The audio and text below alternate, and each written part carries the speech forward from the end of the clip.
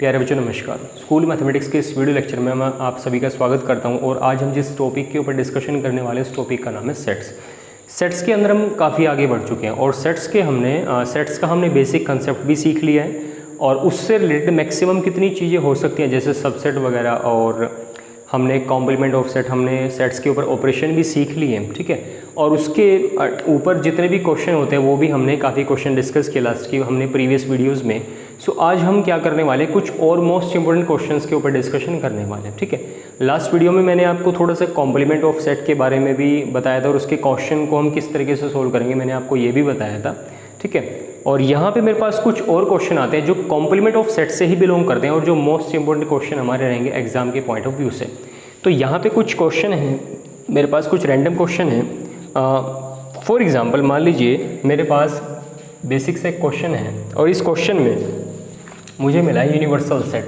आप सभी को ये पता होगा कि जब भी आप कॉम्प्लीमेंट की बात करते हो, किसी भी सेट के लिए कॉम्प्लीमेंट जब आप निकालना चाहते हो तो आपके पास हमेशा यूनिवर्सल सेट होना चाहिए, ठीक है। बेसिकली जो कॉम्प्लीमेंट है वो यूनिवर्सल के बिना अधूरा होता है, तो मुझे क्या करना पड़ेगा, किसी भी सेट का कॉम्प्लीमेंट निकालने के लिए मुझे हमेशा किसी यूनिवर्सल सेट की जरूरत पड़ेगी। तो इस क्वेश्चन में जो मेरा यूनिवर्सल सेट है वो मेरा सेट रहेगा, उसको मैंने यूनिवर्सल सेट का नाम दिया U। वैसे भी यूनिवर्सल सेट की जो स्टैंडर्ड नोटेशन है वो कैपिटल U से ही होती है। तो सेट U के अंदर मेरे पास A है, B है, C है, D है, E है और उसके बाद F रहेगा और फिर मेरे पास रहेगा G। तो ये मेरे पास एक सेट हो गया। कौन सा सेट? ये मेरे पास हो गया यूनिवर्सल सेट, ठीक है। यूनिवर्सल सेट के अंदर मेरे पास कितने एलिमेंट हो गए? 1 2 3 4 5 6 7, ठीक है, 8। बेसिकली 8 एलिमेंट हो गए यूनिवर्सल सेट के अंदर। और यहाँ पे मुझे क्या करना है, मुझे यहाँ पे कुछ रैंडम चीज़ें दे रखी हैं। एक मुझे सेट दे रखा है A। सेट A के अंदर मेरे पास एलिमेंट है, सेट A के अंदर एलिमेंट मेरे पास है A, B, C। और इसी तरह सेट जो मेरे पास एक सेट मेरे पास और है, उस सेट का नाम है B। और इस सेट के अंदर मुझे एलिमेंट दे रखे हैं, मुझे एलिमेंट दे रखा है D, फिर मुझे एलिमेंट दे रखा है E, फिर मुझे एलिमेंट दे रखा है F और फिर मुझे एलिमेंट यहाँ पे दे रखा है G। इसी तरीके से मुझे यहाँ पे एक सेट और मिला है, उस सेट का नाम है C सेट में मुझे एलिमेंट मिला है, यहाँ पे मुझे मिला है A, फिर मुझे मिला है C, फिर मुझे मिला है E, फिर मुझे मिला है D। और इसी तरह फोर्थ पार्ट में मुझे दे रखा है D और उस सेट में मुझे कौन कौन सा एलिमेंट मिला, वो मुझे मिला है यहाँ पे F, फिर मुझे मिला है G, फिर मुझे मिला है H और फिर मुझे मिला है यहाँ पे A। तो कुछ इस तरीके से मुझे यहाँ पे क्या करना है, मुझे कॉम्प्लीमेंट निकालना है। अब यहाँ मुझे कॉम्प्लीमेंट किसका निकालना है, मुझे कॉम्प्लीमेंट निकालना है A का कॉम्प्लीमेंट, फिर मुझे निकालना है B का कॉम्प्लीमेंट, फिर मुझे निकालना है C का कॉम्प्लीमेंट और फिर मुझे निकालना है D का कॉम्प्लीमेंट। और इन चारों set A B C D के लिए एक ही सेट यूनिवर्सल सेट का काम करेगा, वो काम करेगा U का। तो ये मैं चीज़ें आपको प्रीवियस लेक्चर में बता भी चुका हूँ और आपको मैं समझा भी चुका हूँ कि किसी भी सेट का अगर मैं कॉम्प्लीमेंट निकालना चाहता हूँ तो मुझे क्या करना पड़ेगा। अगर मुझे A का कॉम्प्लीमेंट निकालना है तो मुझे A को यूनिवर्सल सेट में से माइनस करना पड़ेगा, ठीक है। सो बेसिकली अगर मैं A का कॉम्प्लीमेंट निकालना चाहता हूँ तो मुझे A को यूनिवर्सल सेट में से माइनस करना पड़ेगा। मतलब कि मुझे करना पड़ेगा U माइनस A, और U माइनस A का मतलब होगा कि U के वो एलिमेंट जो A में नहीं है। तो U का ऐसा कौन कौन सा एलिमेंट है जो A में नहीं होगा। U का एलिमेंट A वो तो A में है, U का एलिमेंट B वो भी A में है, U का एलिमेंट C वो भी A में है, U के एलिमेंट बचे D बचा, E बचा, F बचा, G बचा, H बचा, वो A में नहीं होगा। इसका मतलब A के कॉम्प्लीमेंट में कौन कौन आएगा, A के कॉम्प्लीमेंट में मुझे मिलेगा D, फिर मुझे मिलेगा E, फिर मुझे मिलेगा F और फिर मुझे मिलेगा G और फिर मुझे मिलेगा H। तो जो मुझे A का कॉम्प्लीमेंट मिला वो मुझे क्या मिला, D मिला, D, E, F, G, H। तो इस तरीके से मैंने निकाला A का कॉम्प्लीमेंट। इसी तरीके से सेकंड पार्ट में अगर मुझे B का कॉम्प्लीमेंट निकालना हो, ये आपने ध्यान रखना है कि जब भी आप कॉम्प्लीमेंट को नोटेशन दोगे, A का कॉम्प्लीमेंट A की पावर में डैश, B का कॉम्प्लीमेंट B की पावर में डैश, या फिर आप A की पावर में C और B की पावर में आप C भी लिख सकते हो, ठीक है। सो B का कॉम्प्लीमेंट के लिए फिर मुझे B को यूनिवर्सल सेट में से माइनस करना पड़ेगा। यूनिवर्सल सेट मेरा कौन सा हो गया, ये। इसमें से मुझे D, E, F, G को हटाना पड़ेगा। इसमें से जैसे आपने D, E, F, G को हटाया तो आपको बचेगा सिर्फ A, आपका B कॉम्प्लीमेंट में बचेगा A बचेगा, B बचेगा, C बचेगा और आपका बचेगा H। तो आपके पास कुछ इस तरह से रिजल्ट मिलेगा B के कॉम्प्लीमेंट का, ठीक है। सिमिलरली अगर मुझे कॉम्प्लीमेंट निकालना हो, किसका कॉम्प्लीमेंट, मुझे कॉम्प्लीमेंट निकालना है सी का, तो सी के कॉम्प्लीमेंट के लिए मुझे क्या करना पड़ेगा, सेट सी को मुझे यूनिवर्सल सेट में से माइनस करना पड़ेगा।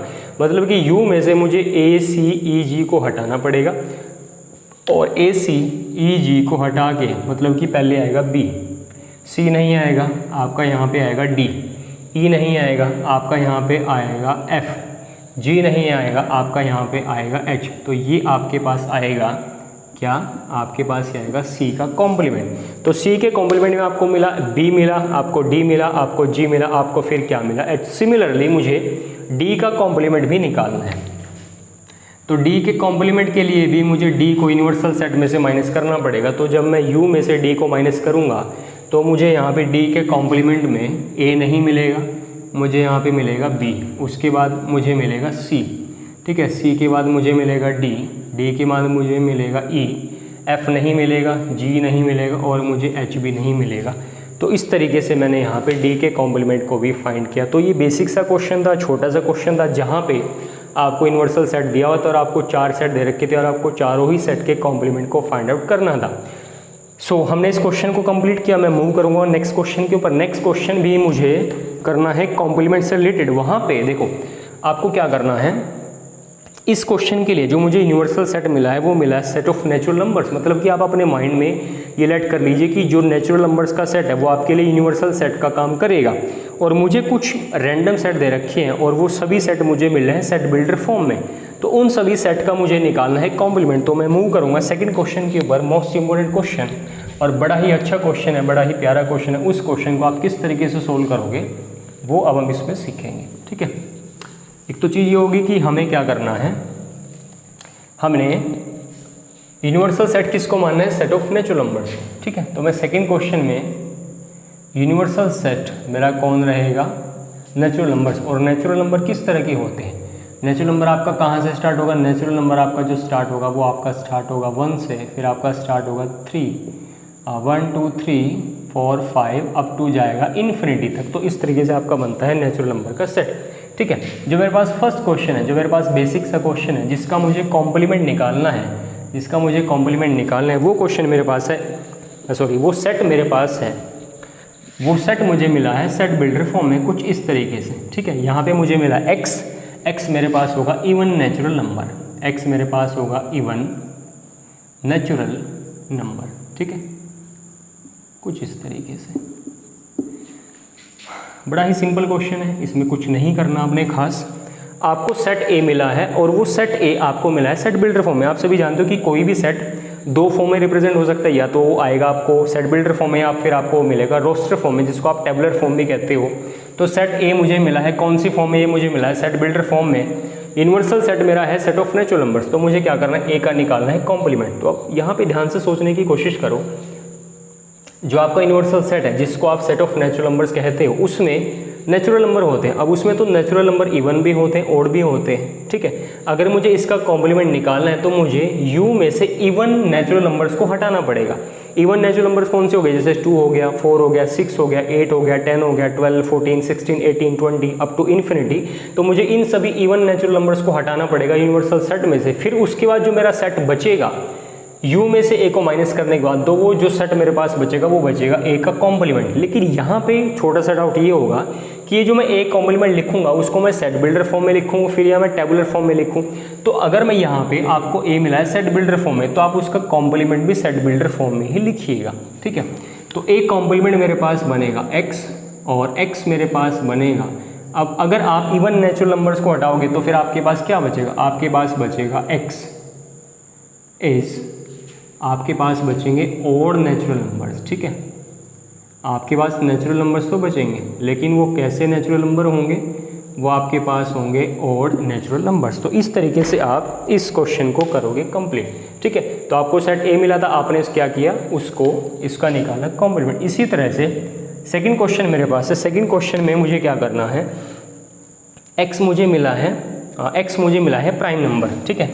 सेकंड क्वेश्चन में सेट मुझे मिला है b और b मेरे पास है x is a prime number. x मुझे कैसा नंबर है, ये मुझे मिला है प्राइम नंबर। x मेरे पास कैसा है, प्राइम नंबर, और मुझे b का निकालना है कॉम्प्लीमेंट। ठीक है, मुझे b का क्या निकालना है, कॉम्प्लीमेंट। तो आप सभी जानते हो कि आपके पास नंबर दो तरह के होते हैं। एक तो होता है प्राइम नंबर जो सिर्फ अपने ही टेबल पे जाएगा, अपने ही टेबल पे डिवाइड होगा। एक नंबर होता है कंपोजिट नंबर। ठीक है, प्राइम नंबर जैसे आपका 2 हो गया, 2 के बाद कौन आएगा, 3 आएगा, 3 के बाद कौन आएगा, 5 आएगा, 5 के बाद कौन आएगा, 7 आएगा, फिर कौन आएगा, फिर आएगा आपका 11। प्राइम नंबर्स आपके पास कई तरह के हो सकते हैं। कुछ होते हैं इवन प्राइम नंबर्स और आपके पास कुछ होते हैं ओड प्राइम नंबर्स। लेकिन हमारे पास सिर्फ एक ही इवन प्राइम नंबर होता है, वो होता है 2। 2 को छोड़ करके जितने भी प्राइम नंबर बनेंगे वो सारे बनते हैं ओड। ठीक है, 1 को हम कभी भी प्राइम नंबर नहीं लेते, ऐसी गलती कभी मत कर देना। हमारा सबसे छोटा प्राइम नंबर रहेगा 2। मुझे क्या करना है, नेचुरल नंबर्स के सेट में से मुझे किसको हटाना है, मुझे हटाना है प्राइम नंबर्स को।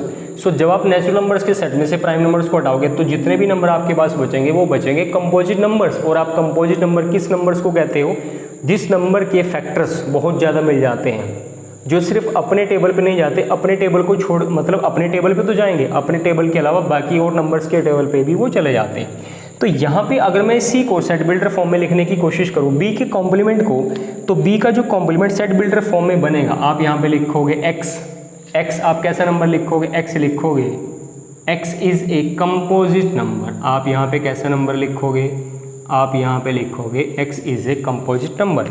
और अगर मुझे इसी को सेट बिल्डर फॉर्म में, मुझे अगर इसी को रोस्टर फॉर्म में लिखना होता तो फिर मैं लिखता यहाँ पे सी में, बी के कॉम्प्लीमेंट में कौन आता, आप यहाँ पे लिखते, आप यहाँ पे 4 लिख सकते थे, आप यहाँ पे 6 लिख सकते थे, आप यहाँ पे 8 लिख सकते थे, 8 के बाद आप यहाँ पे आप 10 लिख सकते थे। ठीक है, तो इस तरह के नंबर आपके पास आएंगे किसमें, कंपोजिट नंबर में। तो इस तरीके से हमने बी का निकाला कॉम्प्लीमेंट। ठीक है, अगर मैं यहाँ पे एक छोटा सा क्वेश्चन और लूँ, और छोटा सा क्वेश्चन मेरे पास है कि मुझे x मिला है, सेट सी मैं उसको नाम दे देता हूँ।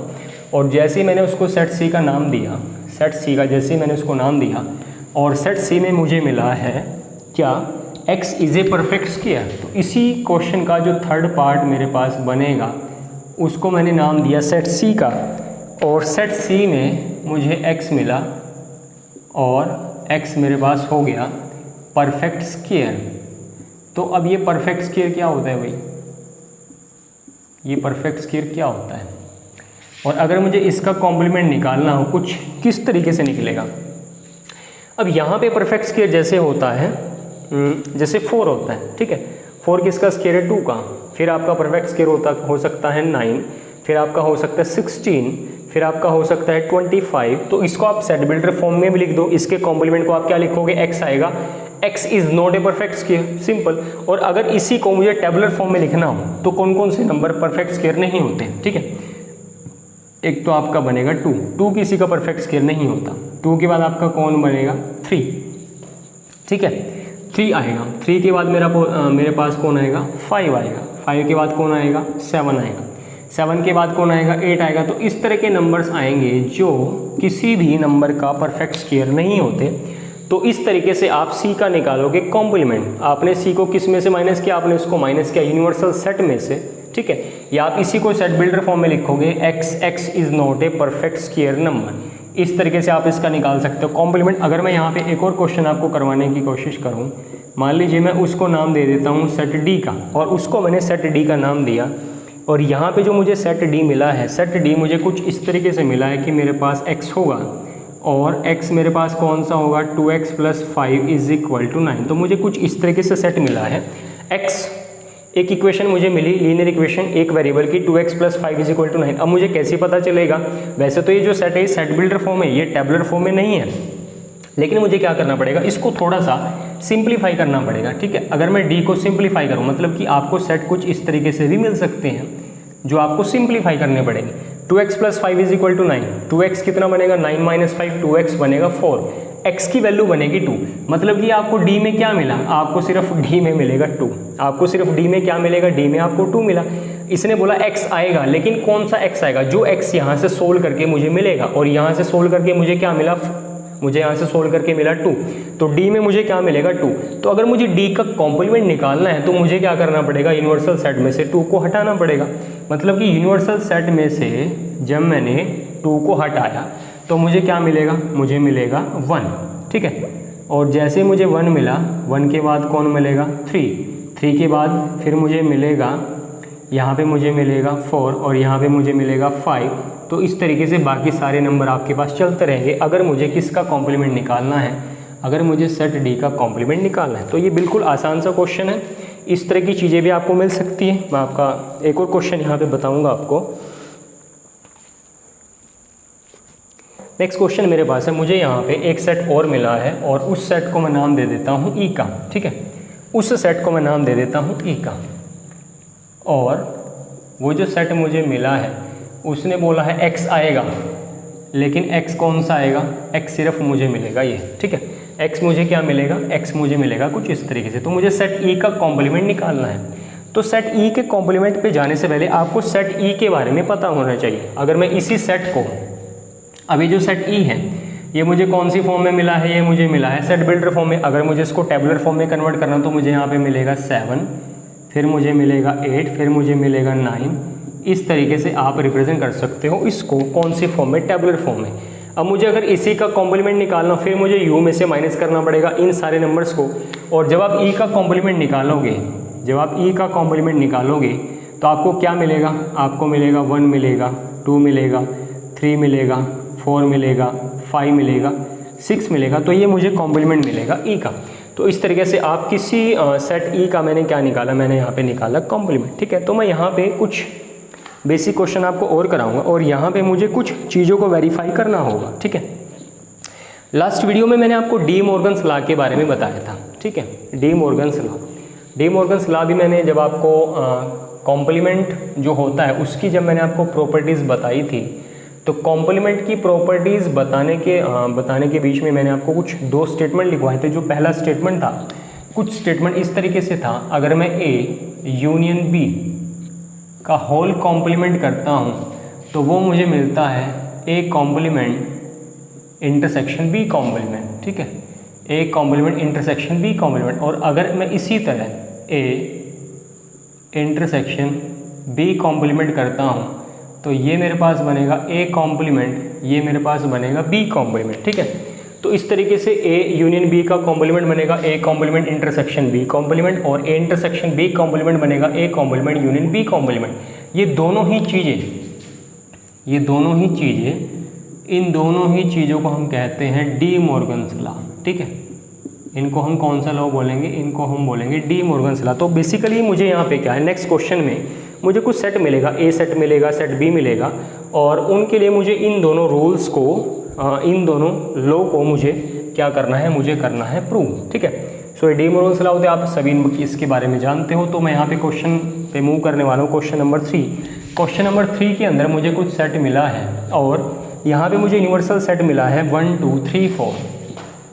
इस क्वेश्चन के लिए जो मुझे यूनिवर्सल सेट मिला है वो मुझे मिला है 1 2 3 4 5 6 7 8 9। ठीक है, ये हो गया मेरे पास यूनिवर्सल सेट। और सेट ए मुझे मिला है, सेट ए मुझे मिला है 2 4 6 और 8। और सेट बी मुझे मिला है, 2 3 5 और 7। ठीक है, सेट बी मुझे मिला है 2 3 5 और 7। तो मुझे क्या करना है, इसी क्वेश्चन के लिए दोनों चीज़ों को मुझे प्रूव करके दिखाना है।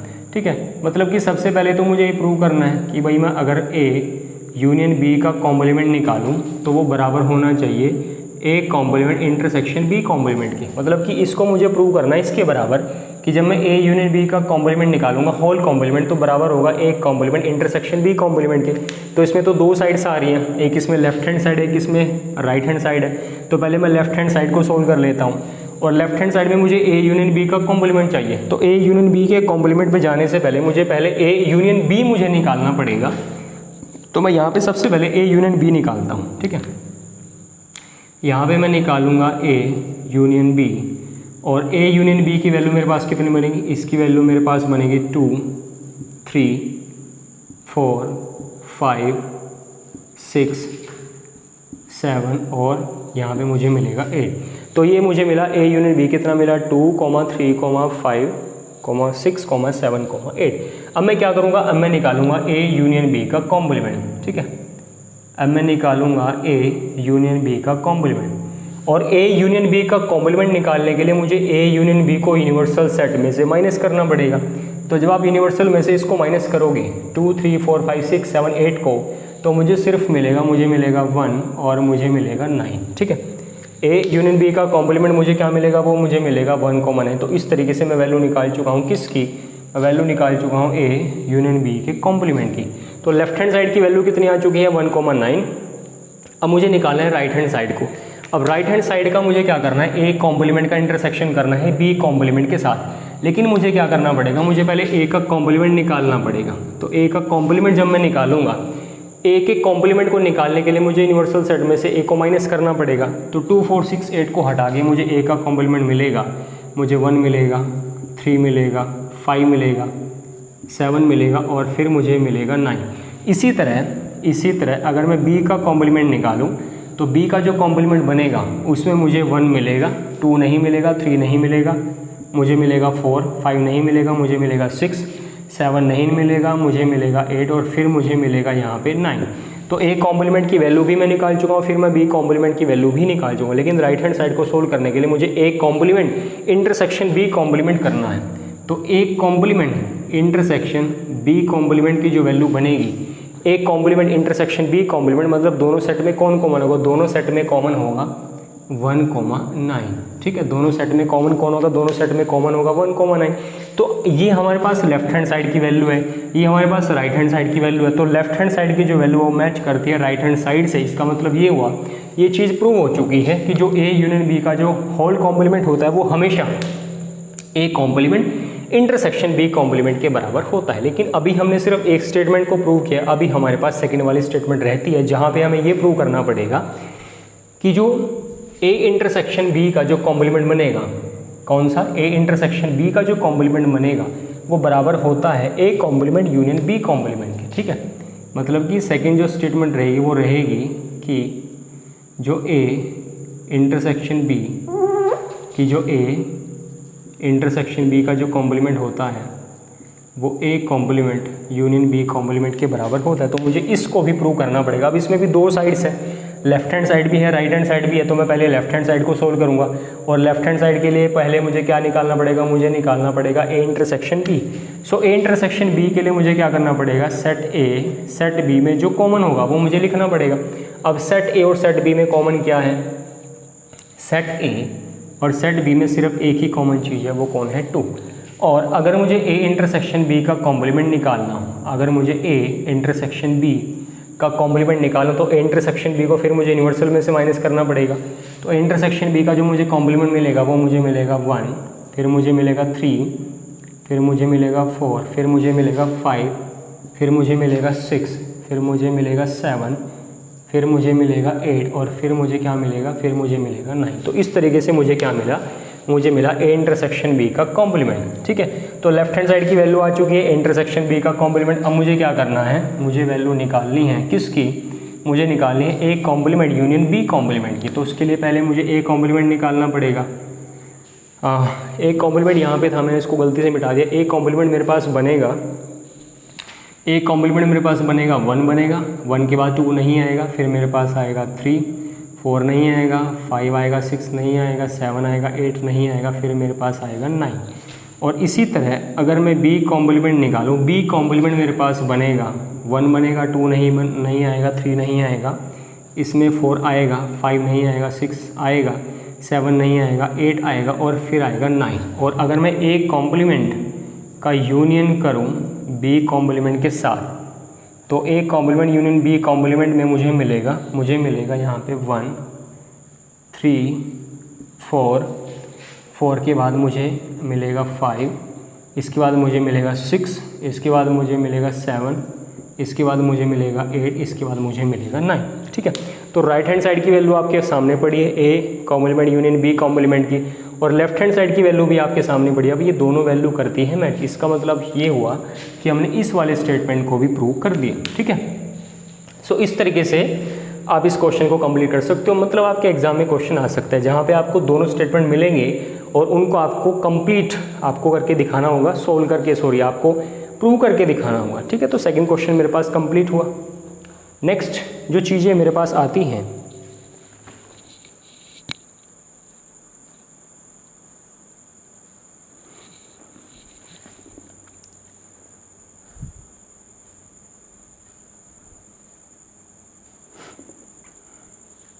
यहाँ पे मुझे कुछ चीज़ों को फिल करना है, कुछ ब्लैंक्स को मुझे फिल करना है, ठीक है। सो मुझे क्या करना है, मुझे कुछ ब्लैंक्स को फिल करना है। बेसिकली वो ब्लैंक्स नहीं, कुछ वो छोटी छोटी प्रॉपर्टीज़ है जिन प्रॉपर्टीज़ के बारे में हम लास्ट वीडियो में डिस्कस कर चुके हैं। सो उन ब्लैंक्स को फिल करेंगे, क्योंकि हो सकता है वो चीज़ आपको MCQ में देखने को मिले। वैसे तो हम उन प्रॉपर्टीज़ के बारे में पढ़ चुके हैं, उसमें नया कुछ नहीं है, लेकिन फिर भी मैं एक बार उसको छोटा सा है वो रिकैप करवा देता हूँ। क्वेश्चन नंबर हमारा जो रहेगा 4, ठीक है। जो पहला हमारा फिलिंग द ब्लैंक होगा वो होगा ए यूनियन ए कॉम्प्लीमेंट किसके बराबर होता है, सेकंड फाई का कॉम्प्लीमेंट और इंटरसेक्शन करूँ ए के साथ तो मुझे क्या मिलेगा। थर्ड मेरे पास है ए का इंटरसेक्शन ए कॉम्प्लीमेंट के साथ तो मुझे क्या मिलेगा। फोर्थ मेरे पास रहेगा यू का कॉम्प्लीमेंट इंटरसेक्शन ए के साथ मुझे क्या मिलेगा। तो यहाँ पे मुझे 4 चीज़ों को फिल करना है और बताना है कि उसका रिजल्ट मुझे क्या रहेगा। तो आप यहाँ पे ध्यान से देखो, जो ए है अगर मैं इसका यूनियन करूँ ए के कॉम्प्लीमेंट के साथ तो हमेशा मुझे मिलता है यूनिवर्सल सेट। आप ये सभी जानते हो, अगर मैं किसी सेट का यूनियन करूँगा उसके कॉम्प्लीमेंट के साथ तो मुझे हमेशा क्या मिलेगा, मुझे हमेशा मिलेगा यूनिवर्सल सेट। लेकिन अगर मैं इसी ए का इंटरसेक्शन करता उसके कॉम्प्लीमेंट के साथ तो फिर मुझे मिलता फाई, मतलब कि एम्प्टी, ठीक है। अब मुझे फाई के कॉम्प्लीमेंट का इंटरसेक्शन करना है ए के साथ। अभी मैंने आपको बताया था लास्ट लेक्चर में कि फाई का कॉम्प्लीमेंट कौन होता है। फाई का मतलब कुछ नहीं, और कुछ नहीं का कॉम्प्लीमेंट का मतलब कुछ नहीं का उल्टा, कुछ नहीं का उल्टा होता है सब कुछ।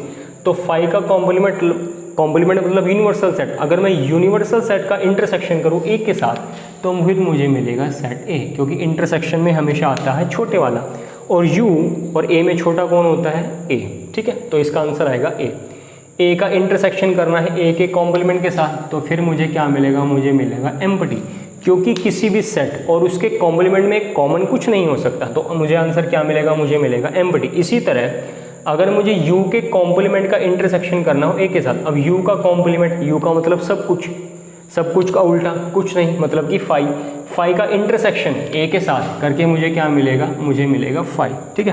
तो ये मेरे पास 4 छोटी छोटी चीज़ें थी जिनको हमने कवर किया। नेक्स्ट मैं मूव करूँगा बहुत एक मोस्ट इम्पोर्टेंट रिप्रेजेंटेशन के ऊपर, और उस रिप्रेजेंटेशन में हमने बेसिकली थोड़ा सा काम करना है वेन डायग्राम के ऊपर, ठीक है। सो वेन डायग्राम हमने पीछे भी पढ़े हैं और वहाँ पे हमने बताया था कि हमने यूनियन को हम वेन डायग्राम के थ्रू कैसे रिप्रेजेंट कर सकते हैं, या फिर हम इंटरसेक्शन को कैसे रिप्रेजेंट कर सकते हैं, या फिर हम डिफरेंस ऑफ सेट्स, या फिर हम कॉम्प्लीमेंट ऑफ सेट को हम वेन डायग्राम के थ्रू कैसे रिप्रेजेंट कर सकते हैं, ठीक है। तो यहाँ पे 2 छोटी छोटी चीज़ें हैं जिनको मुझे वेन डायग्राम के मदद से रिप्रेजेंट करना है। तो 5th का जो फर्स्ट पार्ट रहेगा मेरे पास है ए यूनियन बी, मेरे पास है ए यूनियन बी का कॉम्प्लीमेंट, और सेकंड मेरे पास रहेगा A complement intersection B complement. Third मेरे पास रहेगा ए इंटरसेक्शन बी का कॉम्प्लीमेंट, और फोर्थ मेरे पास रहेगा A complement union B complement, ठीक है। तो इन चारों चीज़ों को मुझे वेन डायग्राम पे रिप्रेजेंट करना है, ठीक है। छोटा सा काम है, बिल्कुल कोई बड़ा काम नहीं है, बिल्कुल सिंपल है। आपने सिर्फ एक तो क्या करना है, वेन डायग्राम को जब भी हम रिप्रेजेंट करते हैं तो हमें क्या करना होता है कि हमें एक तो बनाना होता है यूनिवर्सल सेट, ठीक है। एक आप यूनिवर्सल सेट बना लीजिए, और उस यूनिवर्सल सेट के अंदर मुझे 2 सेट लेने पड़ेंगे। एक सेट तो मैं रखूँगा ए और दूसरा मैं सेट रखूँगा बी, ठीक है। एक सेट आप रखोगे ए और एक सेट आप रखोगे बी। एक सेट में रखूँगा ए और दूसरा मैं सेट कौन सा रखूँगा, बी। इसको मैंने नाम दिया यूनिवर्सल सेट का, ठीक है। ये मेरा यूनिवर्सल सेट होगा। इसके अंदर मैंने एक सेट लिया ए, इसके अंदर मैंने कौन सा सेट लिया, एक सेट मैंने यहाँ पे ले लिया ए। थोड़ा सा इसको सही करके बनाना है, क्योंकि जब आप इसको अपनी कॉपी पे नोटबुक पे बनाओगे तो आप इसको बिल्कुल अच्छे से रिप्रेजेंट करना है, क्योंकि यहाँ पे तो मैं फ्री हैंड बना रहा हूँ, हो सकता है यहाँ पे जो फिगर है वो एग्जैक्ट ना बने, ठीक है। और फिर मुझे क्या करना है, ये मेरा सेट हो गया ए। एक मुझे सेट बनाना है जिस सेट को मैंने नाम दे दिया सेट बी का, ठीक है। ये मेरा सेट हो गया बी।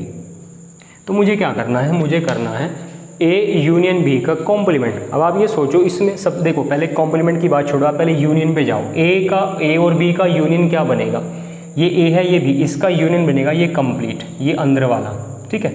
मतलब कि ये जो कंप्लीट हो गया सारा का सारा, मतलब कि सारा का सारा ए और सारा का सारा बी, वही हुआ ना ए यूनियन बी। अब उसका मुझे कॉम्प्लीमेंट चाहिए, मुझे ए यूनियन बी का चाहिए कॉम्प्लीमेंट, मतलब कि ए और बी को छोड़ करके, इसको छोड़ करके, मतलब कि इसको छोड़ करके, इसको छोड़ करके और इसको छोड़ करके, इन तीनों पोर्शन को छोड़ करके बाकी का जो एरिया बचा उसको शेड कर दीजिए, तो वो आपके पास आ जाएगा ए यूनियन बी का कॉम्प्लीमेंट। तो मैं क्या करने वाला हूँ, यहाँ पे मैं थोड़ा सा पोर्शन शेड करने वाला हूँ, कौन सा, ये वाला, क्योंकि ये जो आपके पास पोर्शन बचेगा जिसको मैं शेड कर रहा हूँ, ये आपके पास बचेगा ए यूनियन बी का कॉम्प्लीमेंट। ये आपके पास क्या बचेगा, ये आपके पास बचेगा ए यूनियन बी का कॉम्प्लीमेंट, ठीक है। तो आप इसको ऐसे रिप्रेजेंट करके भी दिखा सकते हो, क्योंकि अगर आप इसको ऐसे रिप्रेजेंट करोगे तो एग्जामिनर के ऊपर अच्छा इंप्रेशन पड़ेगा और हो सकता है वो आपको कुछ अच्छे मार्क्स भी दे दें।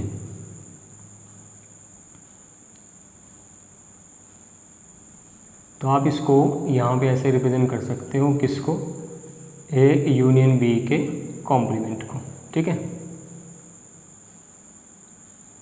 जब भी आप इसको रिप्रेजेंट करोगे तो अपना स्केल वगैरह आप इसमें अच्छे से यूज़ कर सकते हो, क्योंकि स्केल पर अगर आप इसको यूज़ करोगे तो उसमें आपका ज़्यादा अच्छा इफेक्ट आ सकता है।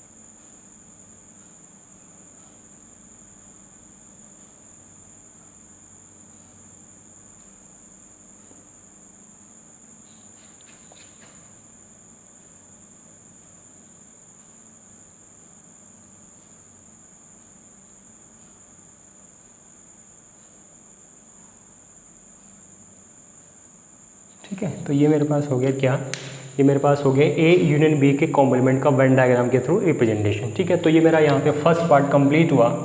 लेकिन आप अभी ये बोलोगे कि भाई जो आपने अभी बोला कि डी मॉर्गन्स लॉ क्या कहता है, वो ये कहता है कि जो ए यूनियन बी का जो कॉम्प्लीमेंट है, तो वो A complement intersection B complement के बराबर ही होता है ना। वो किसके बराबर होता है, वो A complement intersection B complement के बराबर होता है। और अगर मैं इसी वेन डायग्राम में ए कॉम्प्लीमेंट और इंटरसेक्शन बी कॉम्प्लीमेंट ढूंढने की कोशिश करूँ तो वो मुझे फिर कौन सा एरिया मिलेगा, मतलब कि अगर मुझे इसको शेड करना वो क्या होगा, वो बेसिकली इसी के बराबर होता है। क्योंकि जब आपने मैथमेटिकली चेक किया लास्ट क्वेश्चन में कि जो ए यूनियन बी कॉम्प्लीमेंट है वो A complement intersection B complement के बराबर होता है, फिर तो उनका जो वेन डायग्राम होगा वो भी बिल्कुल सेम होना चाहिए, बिल्कुल सेम होगा। तो यहाँ पे ये ए यूनियन बी का कॉम्प्लीमेंट है और ये बेसिकली ये वेन डायग्राम इसको भी रिप्रेजेंट करता है, ठीक है। आप चाहे इसको चेक भी कर सकते हो।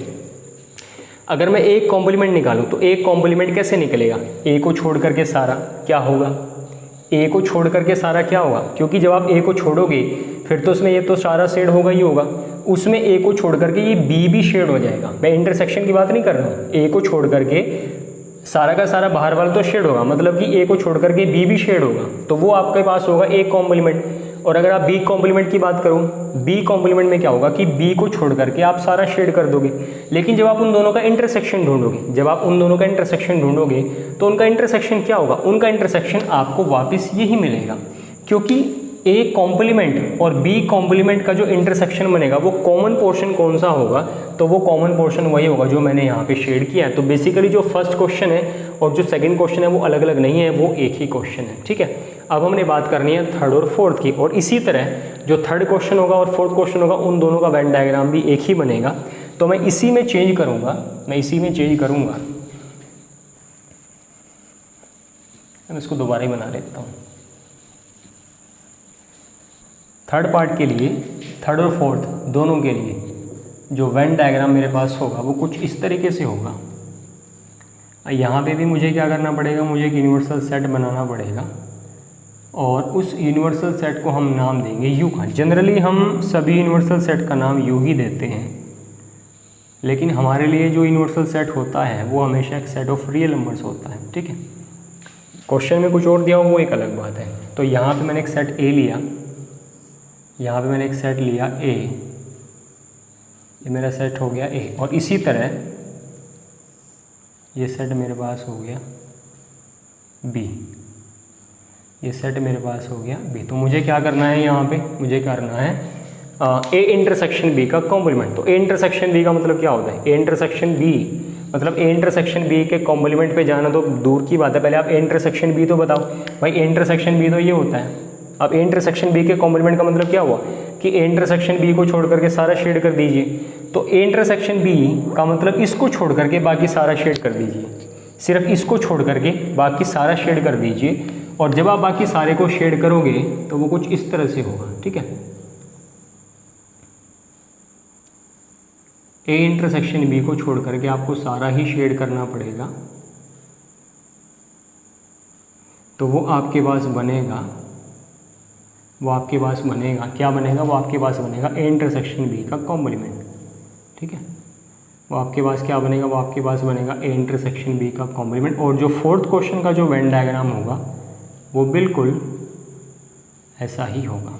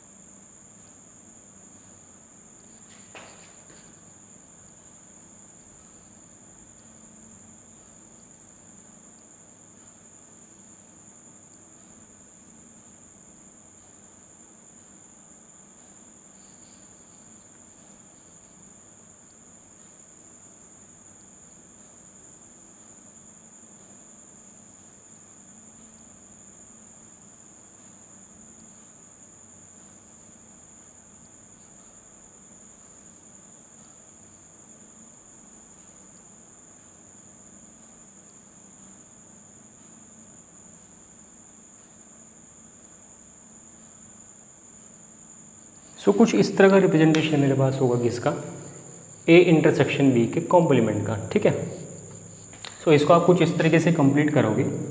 ठीक है, तो यहाँ पे हमने इस एक और एक्सरसाइज को कंप्लीट किया और नेक्स्ट वीडियो में हम डिस्कशन करेंगे, क्योंकि ये चीज़ मैंने लास्ट वाली वीडियो में बोली थी कि हम कुछ प्रैक्टिकल प्रॉब्लम्स के ऊपर डिस्कशन करेंगे। सो उसको मैं नेक्स्ट वीडियो में डिस्कस करूँगा, जिस पे हम प्रैक्टिकल प्रॉब्लम्स के ऊपर डिस्कशन करेंगे सेट्स के बारे में, और जहाँ से एग्ज़ाम में क्वेश्चन आने के चांसेस काफ़ी ज़्यादा रहते हैं।